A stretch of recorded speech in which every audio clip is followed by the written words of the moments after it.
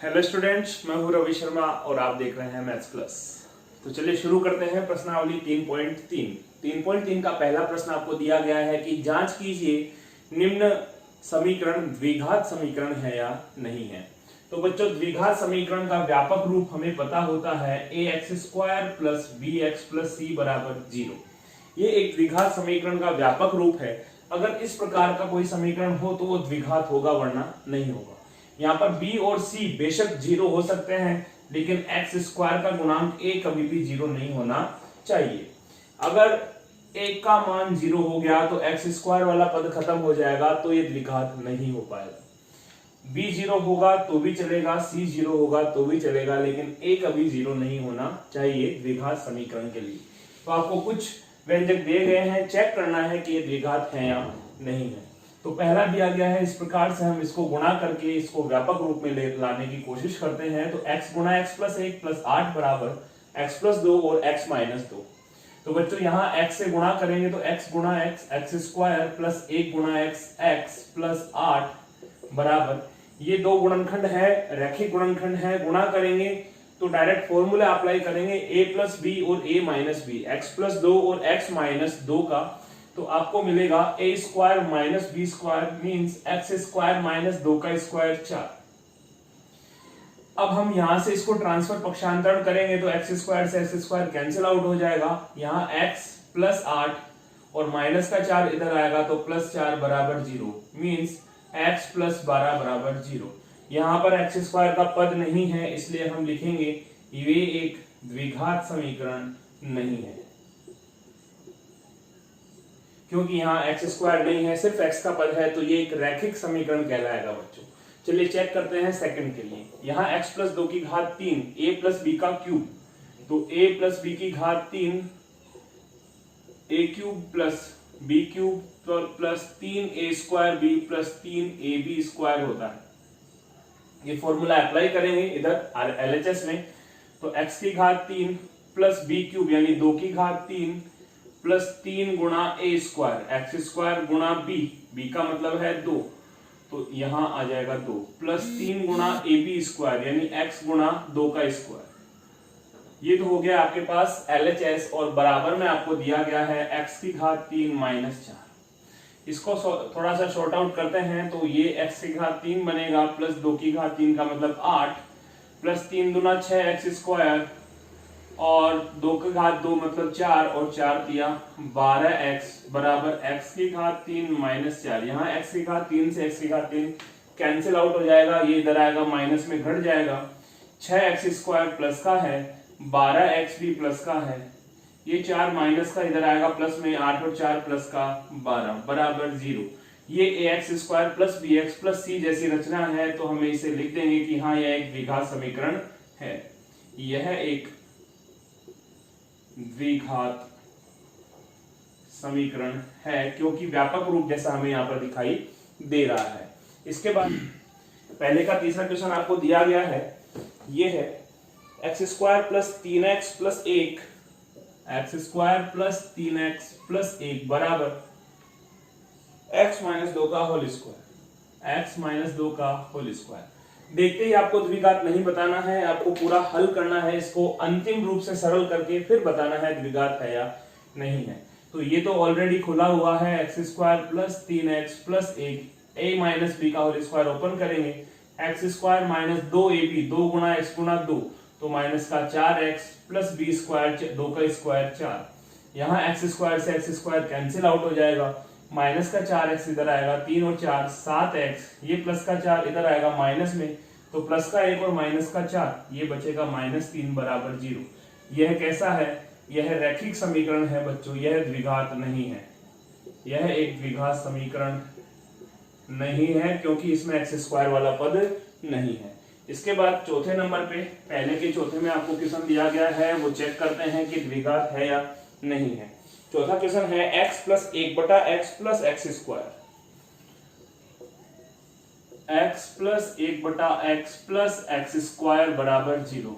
बच्चों ये बटे में x है, तो यहाँ पर इस x को हटाने के लिए समीकरण के दोनों पक्षों में x से हम गुणा कर देंगे। पहला तरीका ये है, या x एलसीएम लेकर के जोड़ देंगे, एक ही बात है, x से गुणा करेंगे तो x गुणा x स्क्वायर प्लस x गुणा 1/x और x स्क्वायर को x से गुणा करेंगे x की घात 3, यहाँ x से x कैंसिल आउट हो गया है, ये बनेगा x³ plus x square plus 1 बराबर 0।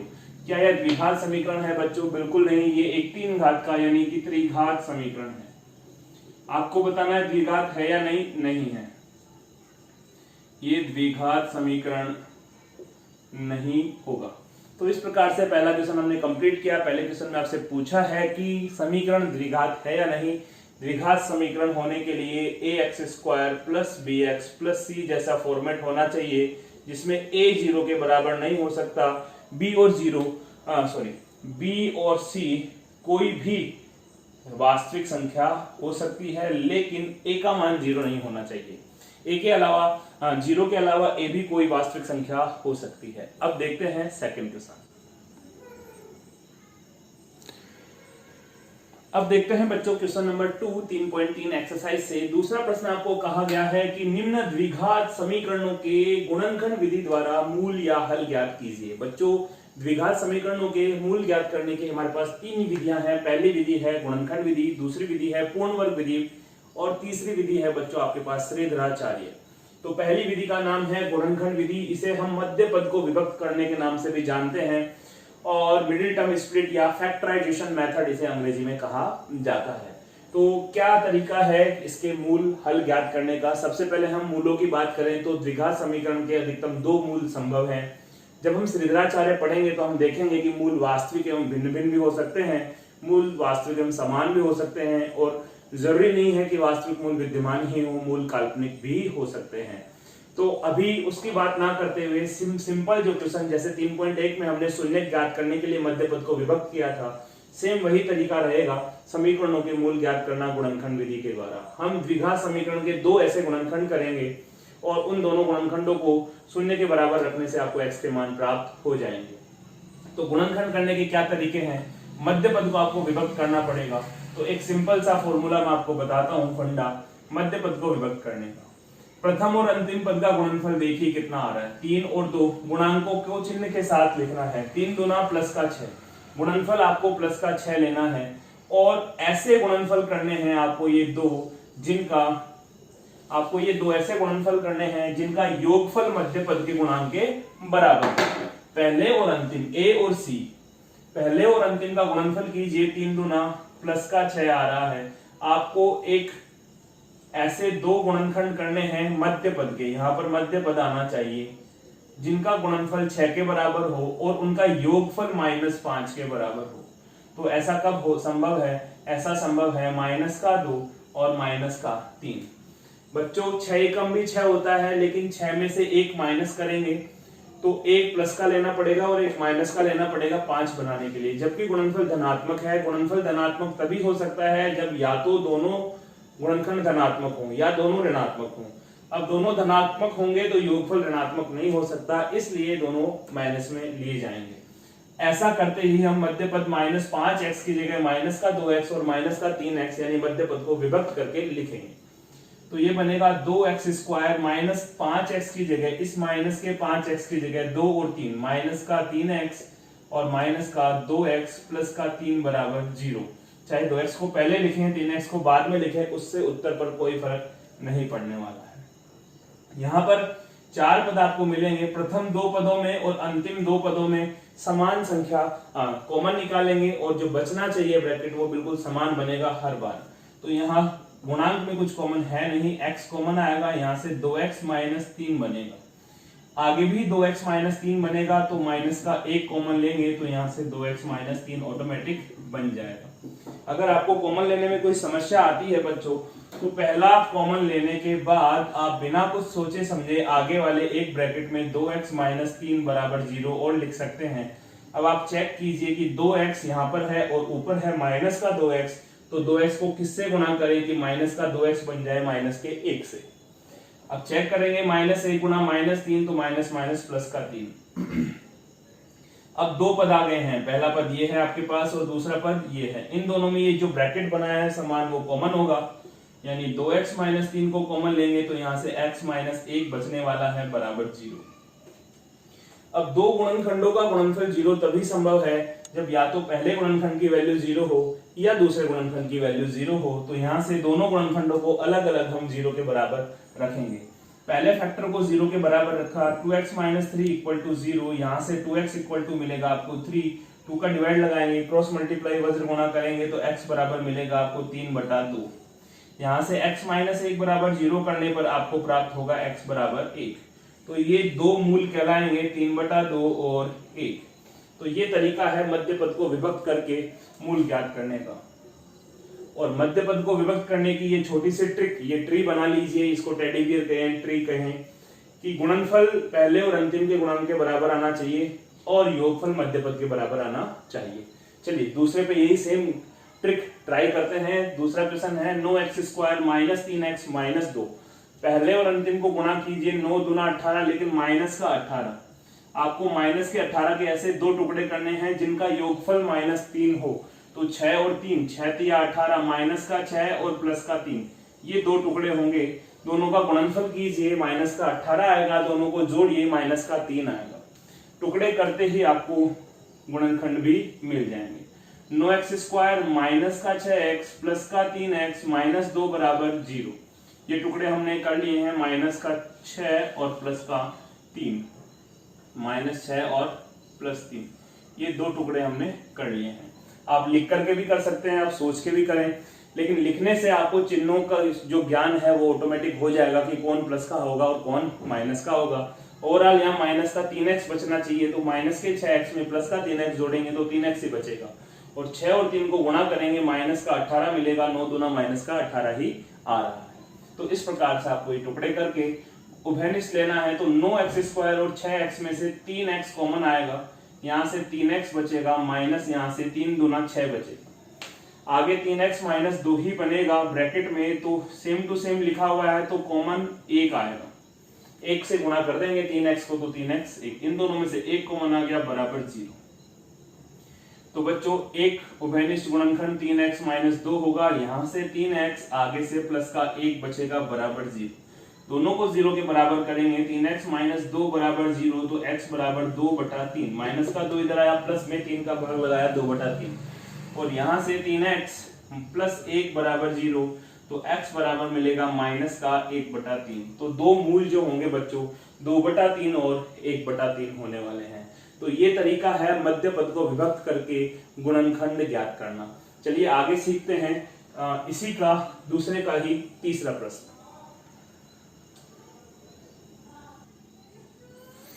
अब देखते हैं बच्चों तीसरा प्रश्न दूसरे का। यहाँ पर मध्य पद है 10 और प्रथम और अंतिम को गुणनफल गुणा करेंगे तो 7√3 को जब √3 से गुणा करेंगे तो ये भी आपको प्राप्त होगा 7 गुणा 3 यानी कि 21।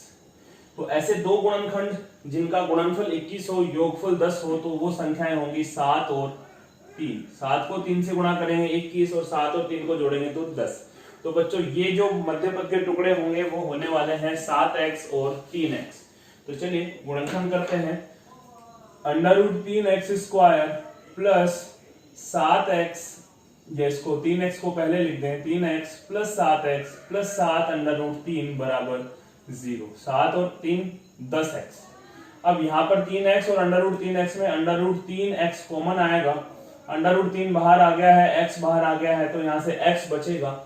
अब बच्चों आप देखेंगे कि x तो बाहर आ गया है, लेकिन 3 में से √3 किस प्रकार कॉमन आएगा। 3 को आप लिख सकते हैं √3 गुणा √3। एक √3 बाहर कॉमन में चला गया है, एक √3 बच जाएगा, तो x प्लस √3 यहाँ बचेगा। प्लस का 7 कॉमन ले लें तो यहाँ पर भी x प्लस √3 ही बचेगा बराबर 0। एक गुणनखंड x प्लस √3 आया है, दूसरा गुणनखंड √3x प्लस 7 आया है बराबर 0। दोनों गुणनखंडों को 0 के बराबर रखने से यहाँ से x प्लस √3 बराबर 0, तो x बराबर मिलेगा माइनस का √3, यहाँ से √3x प्लस 7 बराबर 0, तो x बराबर मिलेगा माइनस का 7/√3। तो ये दो मूल होने वाले हैं इस द्विघात समीकरण के। चलिए अब देखते हैं चौथा प्रश्न इसी का। तो मध्य पद है माइनस का 8, इसके दो ऐसे टुकड़े करने हैं जिनका गुणनफल हो 16 एकम 16, प्लस का 16 गुणनफल है, योगफल माइनस में है तो दोनों संख्याएं माइनस की होंगी, -4 और -4। -4 4 माइनस का 8 और 4 चौक 16, तो x स्क्वायर -8x को -4x और प्लस का 16 अगर हम लिख दें बराबर 0, तो ये बनेगा x कॉमन आएगा x -4, आगे से -4 कॉमन आएगा x -4 बराबर 0। तो दोनों गुणनखंड समान होने वाले हैं, ये है x -4 का होल स्क्वायर। तो दोनों गुणनखंड ही x -4 होंगे, दोनों को x 0 के बराबर रखेंगे, x -4 बराबर 0, x -4 बराबर 0, तो x बराबर यहाँ पर भी 4 मिलेगा, x बराबर यहाँ पर भी 4 मिलेगा। इसका मतलब ये हुआ कि दोनों मूल वास्तविक एवं समान भी हैं, दोनों मूलों का मान 4 ही है। तो ये था आपका चौथा प्रश्न दूसरे का। दूसरे में लगभग 10 से 11 प्रश्न हैं। चलते हैं पांचवें प्रश्न पर।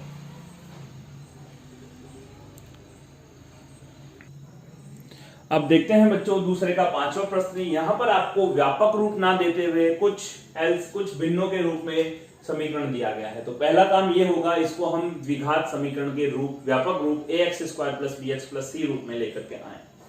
तो चलिए सबसे पहले LHS का एलसीएम लेते हैं। एलसीएम में आपको मिलेगा x - 2 और x - 1। x - 2 का भाग लगाएंगे तो ये x - 1 को 1 से गुणा करना पड़ेगा, x - 1, बीच में प्लस का चिन्ह है। फिर x - 1 का एलसीएम में भाग लगाएंगे तो ये कैंसिल आउट हो जाएगा, x - 2 बचेगा, इसको 2 से गुणा करेंगे तो x गुणा 2 2x और 2 दूना -4 बराबर 6/x।